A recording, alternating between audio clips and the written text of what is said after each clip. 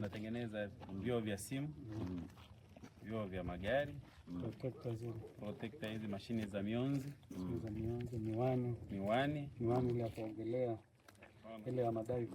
Na hii ni aina moja tu ya madini. Tunaangalia za quality zote hizo za vioo. Haya hayajapigwa rangi, ni rangi yake.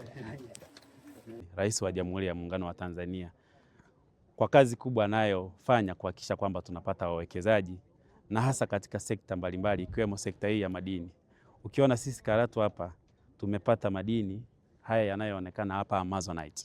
Na haya madini yanatengeneza vitu muhimu sana duniani ikiwemo vioo vya magari, vioo vya simu na vitu vingi sana. Aina nyingi zilizoko hapa kama aina za madini. Na sisi kama serikali kazi yetu kubwa ni kutatua kero na kuhakikisha kwamba migogoro hakuna. Kulikuwepo na mgogoro kati ya pande zote mbili, pande ya wa China ya Zhang, lakini pia kulikuwa na mgogoro kati ya pande ya Paradise.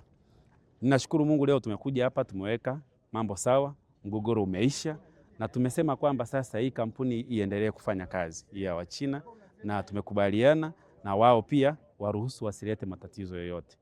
Kwa hiyo ni moja ya majukumu yetu sisi kuhakikisha kwamba tunatatua migogoro na kusimamia swala zima la ulinzi na usalama kwenye migodi. Lakini ninachowasihi wananchi wa wilaya ya Karatu ni kuendelea kufurahia matunda ya madini au ya mali zinazopatikana katika maeneo yao. Kwa mfano hapa naishukuru sana kampuni ya Paradise kwa sababu imechimba maji. Maji yamepatikana hapa, lakini pia tuendelee kuyatumia haya madini kwa kadiri ya uwezo wetu. Mimi kwa majina naitwa Samuel Msangi. Ni meneja mkuu wa kampuni ya Paradiso Mining yenye migodi maeneo mbalimbali katika nchi hii. Hapa ni Mang'ola katika mgodi wa Amazonite, mojawapo kati ya migodi mingi ya Paradiso inayomiliki. Leo tumekuja hapa pamoja na kamati ya ulinzi na usalama ya wilaya ya Karatu, kiongozwa na mwenyekiti wake mkuu wa wilaya ya Karatu, afisa wa madini mkoa, pamoja na taasisi zingine kwa ajili ya kushughulikia mgogoro uliodumu kwa miezi 4 tokea mwezi Septemba mwaka jana kati ya kampuni ya Paradiso Mining na mwezeshaji anaitwa Zhang, kampuni ya Kichina. Mgogoro huo umesuluhishwa katika ngazi tofauti tofauti, tangu ngazi ya chama cha wachimbaji mkoa wa Arusha, ofisi ya madini, mediators kutoka maeneo mbalimbali Dar es Salaam na wapi, ofisi ya katibu mtendaji wa tume ya madini.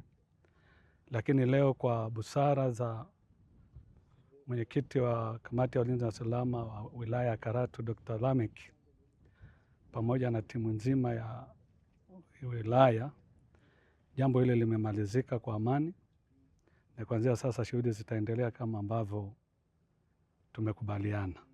Sababu hiyo namshukuru sana Mheshimiwa mkuu wa wilaya, mkurugenzi wangu wa kampuni ya Paradiso Bwana Victor kukubali kupoteza baadhi ya vitu ili kuweza kuleta amani na mwekezaji wetu. Binafsi nawashukuru sana.